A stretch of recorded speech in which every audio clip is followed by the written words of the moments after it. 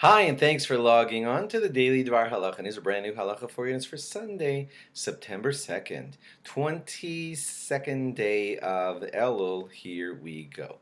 Well, when you hear the number like 22nd day of Elul, that means we're like just about a little more than a week to Rosh Hashanah. So more Rosh Hashanah laws. When the shofar is blown on Rosh Hashanah, the person blowing the shofar stands at the shulchan, the table where the Torah is read from. The reason for that is because we feel that we have a great merit from all of the Torah learning and Torah reading, and we want the merit of our shofar blowing to go up in unison with all the merit of our Torah learning, and that will just help us tremendously on the Day of Judgment. So the shofar is blown from the shulchan where the Torah is read from. The shofar is placed on the right side of the mouth of the shofar blower, and then, if it's difficult for him, he could move it over to the middle or to the left side if he needs to. Sometimes when you see a shofar blower kind of conk out, it's not really from the wind blast of just blowing all that, but also the lips get kind of like sore or kind of. Anyway, it just becomes hard to press down on a certain spot with the lips. If it's difficult, then you could move the shofar over to the left side of the mouth if necessary. But the right side is preferred. That's for righties or lefties. The wide end of the shofar should be facing upwards. That is better. The shofar could actually technically be blown as early as sunrise. The reasons, and very interesting reason why we blow the shofar at Musaf time, there were times when the Jews were persecuted and they used to station guards watching to make certain that the Jews would not blow the shofar.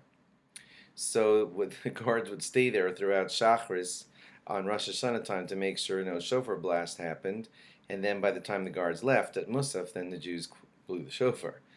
And after it just stuck. That custom stuck, and that's why we're still following that custom, and we're blowing the shofar at Musaf time. Interesting. You might not have known that.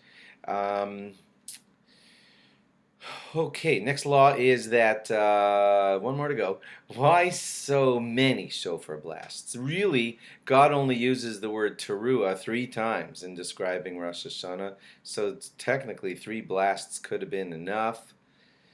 But it gets into a lot of technicalities because the teruah has to have a tkiya on each end of it. So even if there are 3 teruahs, they need a set of 2 tkiyas before and after each and one of those, and that already adds up to 9, right?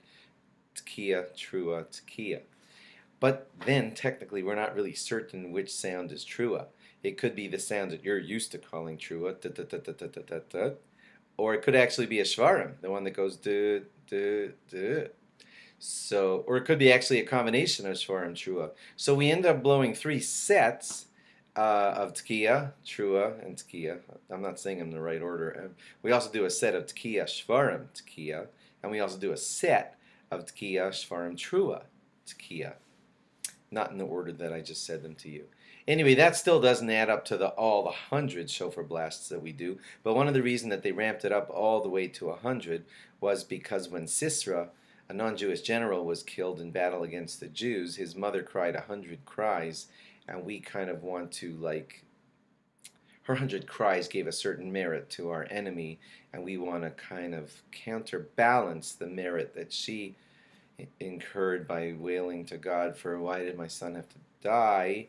And now we have the shofar blasts, 100 of them. It's like 100 cries that we also want to do on Rosh Hashanah. That's how it ramped up to so many shofar blasts on the day of Rosh Hashanah.